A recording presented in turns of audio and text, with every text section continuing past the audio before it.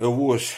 Таму, я думаю, калі адсеч нам і украінцам, нам, беларусам і украінцам, літоўцам гэта казаць не трэба, яны ўжо малайцы гэта зрабілі. Вось, калі адсеч усякую спагаду у бок Москвы, москалей, усякі інтарэс, усякую цікаўнасць, усякую культурную супольнасць, і тым больш не працаваць на іх карысць, і ў іх не працаваць, і на іх не працаваць, то Москва пойдзе правільным шляхам.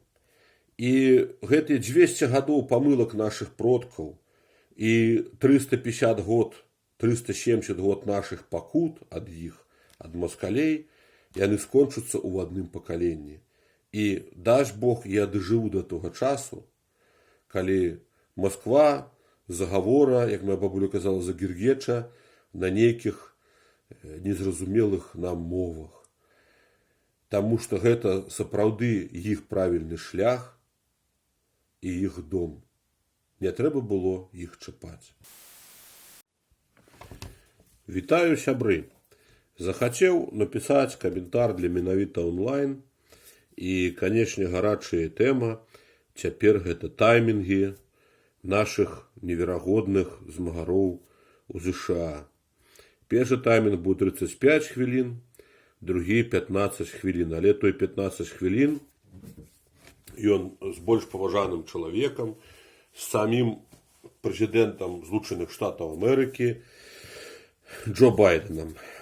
Честно вам скажу, нічога наконт гэтага каментаваць я не буду. Гэта, скажем так, ровень адносін і піару зусім для іншых перадач.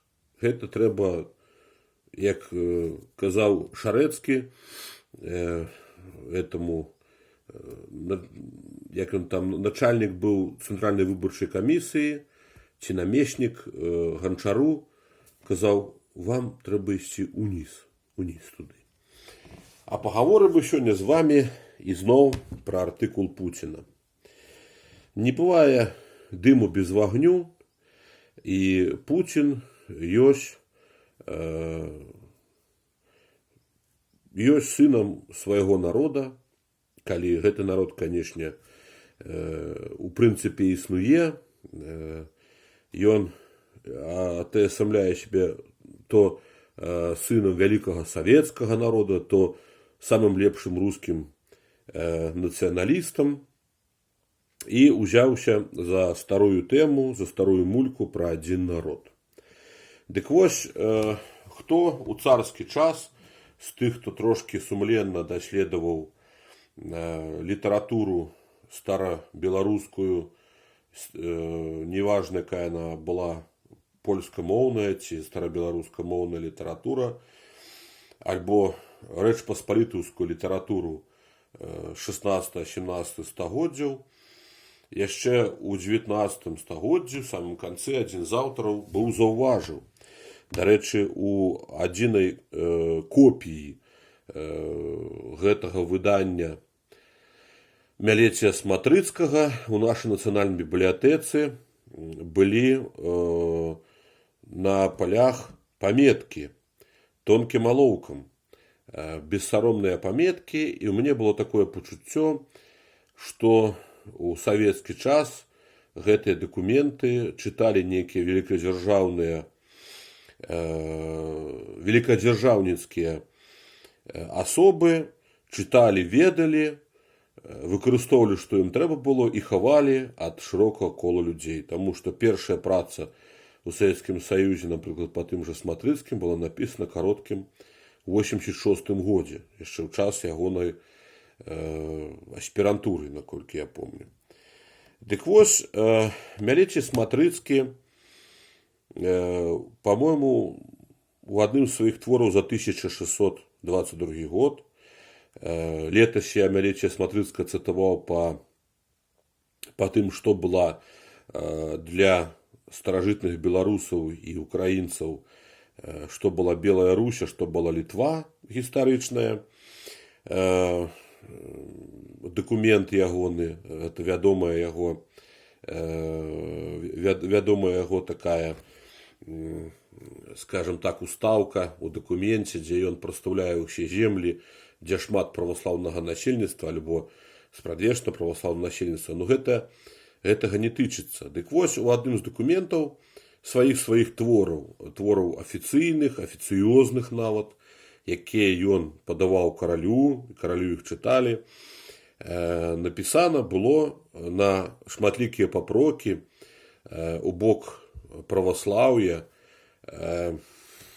што праваслаўныя роўна здраднікі на момант 1622 года, на што Сматрыцкі нагадвае, што менавіта праваслаўныя адваявалі вялікаму княству літоўскаму Смаленск, які у прынцыпе дэ-факта, канешне, быў захоплены ў час смуты пачатку 17 стагоддзя, але дэ-юрэ не. І таму, як толькі аднавілася нібыта самастойная царская ўлада ў Маскве, Романовы ўзышлі на стол, яны зразу цап-царапнулі гэты Смаленск. І вось Смаленск прыйшлося адваёўваць крывёй. Вось. Але ён заўважае, што маскавітаў крыўдзіць не трэба, таму што яны з намі адзін народ, таму што і мова адна, і вера з намі.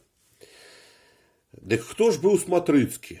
Сматрыцкі быў украінцам у цяперашнім разуменні гэтага слова, але ён быў з Падолля, і бацька ягоны фактычна зрабіў кар'еру быў у Вільні, і не толькі. Так, як і сын Максім Сматрыцкі, Мялецій, ён жа Максім у хрышчэнні, ён таксама зрабіў стромкую кар'еру ў Вільні. І, ў прынцыпе, пры аднаўленні праваслаўнай іерархіі ён і сядзеў у Вільні, у манастыры. Хаця віленскіх мітрапалітаў праваслаўных не было. Вось, ён быў архіепіскапам Полацкім і Вітэбскім. Значыць, чаму Сматрыцкі так кажа? Усе вялікадзяржаўныя шавіністы хапалі гэту цытату, ну, не ўсе, а некаторыя хапалі ў свой час эту цытату, канешне, ведаючы, што той, хто прачытае гэтую цытату, не будзе больш, скажем так, чытаць нічога з твораў Сматрыцкага. І началіся з гэтай цытаты і паказвалі, што мы же адзін народ, адзін народ. Толькі забываючы пра тое, што ніякіх вялікаросаў, расейцаў, там, рускіх Сматрыцкі не указвае, а ён указвае маскавітаў, то бок праваслаўных, канкрэтна праваслаўных маскалёў. Для чаго ён робіць з іх адзін народ, альбо чаму ён падольскі украінец шляхетнага паходжання. Дарэчы, ён быў новатарам мовы. Ёсць такое Евангелие учительное патрыарха Каліста, якое ён перакладаў нібыта на рускую мову, на старабеларускую, але гэта руская мова мае шмат вот этих вот заходнеукраінізму, як я разумею, характэрных для валынскага дыялекта там і так далей. То бок ён быў такім мадэрнізатарам мовы, юрыдычнай, някрэпка ён удараўся у богаслоўскай лексіцы у царкоўнаславяншчыну, лічыў гэта неправільным, гэта неаб'яднаўчым. То бок ён рабіў такой літаратурны канон мовы, ну, кшталту старафранцузская, якая была б родная там усім ад Вільні, ну, не літоўскамоўным, натуральна, а рускамоўным, беларускамоўным, там аж да Падолля, як мінімум. як я разумею. Я помню, некалі ўзахлёб чытаў гэта ў Евангеліі ўчычельнае, але фотакопію зрабіць мне не дазволілі. Яна была ў нацыянальнай бібліятэцы, гэта кніжка са спецдазволамі, можна было такім мінімальным пачытаць у свой час. Ніхто на гэта не глядзеў. Вось. Але ў сваім польскамоўным творы ён кажа пра адзін народ. Чаму ён гэта кажа? Адказаць ён нам не можа, таму што ён спачыў, не такі стары спачыў у дзерманскім манастыры Мялеці Сматрыцкі. Але у мяне ёсць на гэта пэўныя думкі.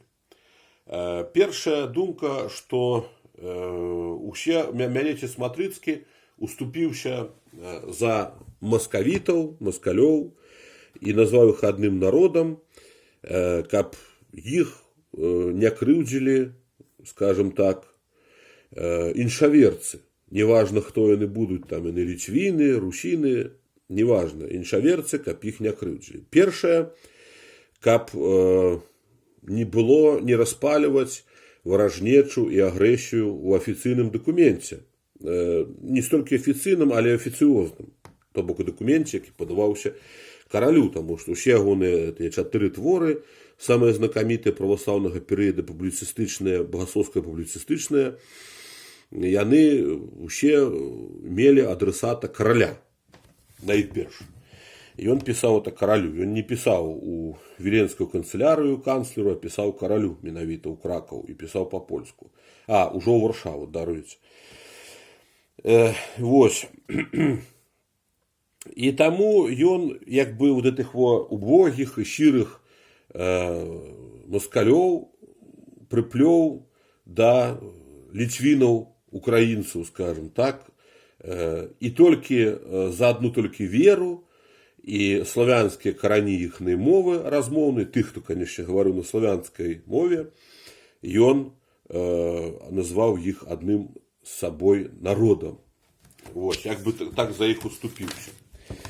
Але гісторыя паказвае, нават мае пазнанні ў гісторыі такія павярхоўныя і прымітыўныя, яны паказваюць, што якраз Маскву Вялікакняства Літоўскае і сфармавала Маскву, не сфармулявала, сфармавала.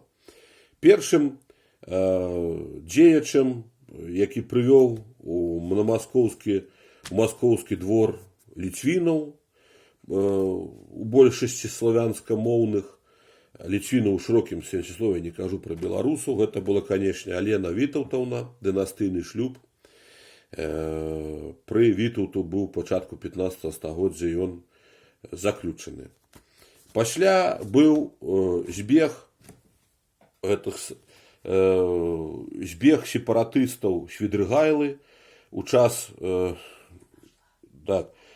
страшнай вайны 15 стагоддзя, так званай грамадзянскай вайны, а фактычна гэта была вайна старых, новых, навейшых, найноўшых і як бы такіх крапчэйшых і слабейшых эліт, учорашніх язычнікаў і учорашніх, скажем так, іншародцаў, то бок шырокая палітра этносаў і нейкіх прывілегіраваных каст у княстве літоўскім яна не магла вытрымаць дыктат Літвы на ўсіх тэрыторыях, і гэта была такая рэакцыя, скажем так, на якую разлічваў Швідрыгайла. І ён свайго дабіўся, хаця сам з гэтага нічога не атрымаў. Натуральна, куды беглі тыя сепаратысты, гэтыя вырадкі нашай зямлі, альбо, можа, і лепшыя людзі нашай зямлі, канешне, па бальшыні яны беглі ў Маскву. Таму што гэта была неасвоеная земля, як сказаць, у плане эліт, яна была зусім неасвоеная і яшчэ не сфармаваная. У гэту залежную ад цюркскага свету Маскву яшчэ не ўцікалі гэтыя людзі, і, канешне, яны ўмацоўвалі гордасць Масквы, яна мацнела у сваім славянстве, рабілася больш, якія здавалася славянскай. Трэці зыход у Маскву, не зыход у Маскву, конечно, трэцім зыходам у Маскву гэта быў зыход сепаратыста Глінска ў 16 стагоддзі. Мабыць, ён быў самы рашаючы для фармавання не этнаса, а ментальнасці менавіта маскавітаў, маскалёў ужо у часы Сматрыцкага, у пачатку 17 стагоддзя. Вядома, што Глінскі быў дзедам Івана IV. Ягоная дачка, маці Івана Грознага Глінская. Глінскія гэта ўжо абліцвіненыя татары, якія былі паўстання супраць вялікакняжацкай улады і пацярпелі паразу. Яны за сабой пацягнулі вельмі шмат магнацкіх дзяцей, шляхетных, баярскіх і так далей. Гэта справа гісторыкаў. Яны ўсе гэтыя, не ўсе прозвішчы, шматлікія прозвішчы могуць назваць. Нават мае аднафамільцы такім чынам апынуліся былі ў Маскве. Толькі да іх прычапіўся суфікс «ін» у прозвішчы. І сама смута пачатку 17 стагоддзя, яна зверху яшчэ дабавіла больш славянскамоўнага духу Маскве. Дарабляла Маскву да того стану, у якім яе застаў Сматрыцкі ў 1622 годзе. Альбо 23-м, я добра не помню, у якім з двух твораў гэта ёсць цытата, але я часта прыводзілі ў літаратуры і так далей. Я спецыяльна так не выпісваў, не вышукаў, хоць у мяне тут распдрукоўкі ёсць. Я не раблю гістарычны экскурс, я проста прыкладаю гісторыю да сэнсаў. Дык сама смута, яна, конечно, дарабіла была Маскву, што пасля, конечно, разбуралі першыя два цары Романовы у Маскве і стаў аднаўляць на свой капыл Пётр I. Яны Маскву сталі рабіць больш славянскай і больш еўрапейскай Маскву. Гэта зразумела. Таму я і казаў, што і сябрам сваім, калі пра гісторыю мы разважалі так далей, заўсёды казаў, што самым лепшым і адзіным сапраўды вартым царом Масквы быў Лжэдмітрый II. Это той, который мужик Мнішек. Сына якога павесілі, як моя бабуля казала, задавілі, дзіця беднае, 3гадовае. Сярод Масквы добрыя маскавіты, добрыя вялікія паўстанцы Мініч і Пажарскі, якія знішчылі яго ўладу. Это быў сапраўдны цар, які на кароткі час паказаў маскавітам, што ёсць еўрапейскае права і куды трэба крочыць, што ёсць прыгажосць, правіцеля, а не жахлівасць правіцеля. Дык гэтыя галодныя, босыя, абадраныя маскалі, якія, калі ім трэба было, маглі залапатаць на мове блізкай да старабеларускай, якія кубкамі і грудкамі беглі ў княства Літоўскае і ва ўкраіну, якіх так шкадавалі тут адзінаверцы, гэтыя убогія і стварылі у хітрым і добрым сэрцы Сматрыцкага гэты выраз, што мы адзін народ, таму што яны выглядалі убога, яны ўцякалі ад злостных цароў. Успомнім, што Лжэдмітрый I тушынскі вор, ён і быў маскавітам, які вырас у вялікім княстве Літоўскім, чаму яго туды прасунулі, калі я памыляюся, папраўце, таму што ён проста ўмеў па-маскавіцку правільна гаварыць, яго не маглі выкрыць ягоны акцэнт. Таму яны і назвалі адзін народ на сваю галаву. Спачатку за 200 гадоў сфармавалі, зрабілі штуршок ад тюркскага і фінскага ў бок славянскага. І тады, у пачатку 17 стагоддзя, усяк гэтых людзей, скажем так, выгаражвалі. Парушыўшы прытым слова Евангелия: «Калі правая рука цябе зводзе, лепш адсячы яе, лепш табе аднарукім астацца, чым загінуць». Кажучы, в прынцыпе, я так разумею, што Гасподзь прыводзіў прыклад гангрэну, захворвання. Калі захварэла рука, то лепей яе адсечь, ампутаваць. Так вось, гэты незразумелая трэцяя рука, Москва славянамоўная, якая была выгадавана з 15 да пачатку 17 стагоддзя у выніку збегаў, уцёкаў, дынастыйных шлюбаў і нашага, а не польскага падпарадкавання нам некалькі гадоў, яны і сфармавалі гэты міт пра адзін народ, пра убоганькі, не такі, агрэсіўны, але адзін. Неадсечаная гэта рука скора вырасла ў нейкага мутанта і сплюндаравала нашу родную зямлю. У асноўным, канешне, Беларусь, частку Літвы. Гэта я маю на ўвазе потоп, крывавы потоп, або 13-гадовая вайна Алексея Михайловича. Не разумелі функцыянеры сярод нашых продкаў, што добры маскаль – гэта тюркамоўны маскаль у лепшым выпадку. Я не кажу пра мёртвы маскаль. То бок рабіць з тюркамоўнага, уйгурамоўнага града Москвы, рабіць нібыта славянамоўны у культурніцкім плане град Москву было вялікай памылкай нашых продкаў. Калі б яны не набылі нейкія рысы падабенства да нас, не сілкаваліся нашымі людскімі рэсурсамі, нашай генетыкай, шмат гадоў пасля, асабліва з сярэдзіны 17 стагоддзя, то гэта паняцце адзін народ, сказанае Сматрыцкім і, можа быць, нейкімі другімі людзьмі, пра якіх мы не ведаем пачатку 17 стагоддзя, но я думаю, што гэта думка вісела ў паветры. Гэта было проста нароўні разваг богасловаў, шкадаванняў добрага монаха, недалёкіх, абадраных, аблупленых, лапочучых на падобнай мове суседзяў. І гэтым бы яно і скончылася.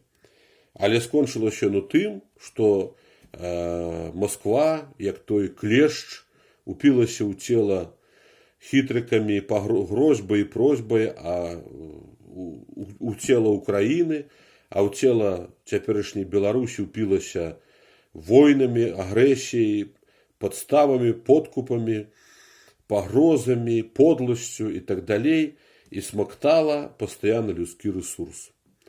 Але гэтаму можа прыйсці канец, яшчэ раз паўтару, дарагія гледачы, гэтаму можа прыйсці канец, калі мы раптам зразумеем, што мы не адзін народ. І Сматрыцкі меў на ўвазе зусім іншае. Сматрыцкі пашоў, як кажуць у народзе, ад абратнага. Ён хацеў проста адхінуцца ад, як яму здавалася, агрэсіўных каталікоў, не толькі палякаў, але і ліцвінаў, агрэсіўных уніятаў там і каго яшчэ, якія бачылі ў Маскве толькі пагрозу. Ён хацеў проста змякчыць, ён хацеў сказаць, як цяпер кажуць ватнікі, что правительство-то одно, а люди же совсем другое, я же на вас не нападал. И ягонае жаласлівае гэта слово, яно асталося ў веках. Не яно вырашыла лёс наших продкаў пасля крывавага потопу і іншых войнаў і заваёваў Москвы нас. Конечно, не яно, тому что в Москве не привыкли читать нечыя словы, и тем больше их цитовать, и яшчэ горш за ими ісці за гэтымі словамі. Справа была ў тым, што хто спрабаваў прасвятліць Словом Божым, Бібліяй Маскву, той у лепшым выпадку апынаўся эканамічным банкрутам, такія як Францыск Скарына, які прадаваў кніжыцы свае ў Маскве.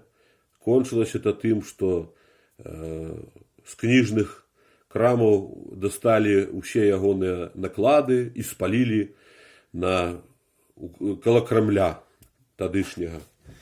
Яшчэ не італьянская Крамля. Гэта дабрыня у бок гэтых нашы продкі, прасветленыя, адукаваныя нашы продкі, хадзілі каля гэтай мяжы, бачылі нібыта хрышчаных людзей, нейкіх такіх зачуханых, змардаваных, дуракаватых, і спрабавалі ім там нейкую кніжку перадаць і так далей.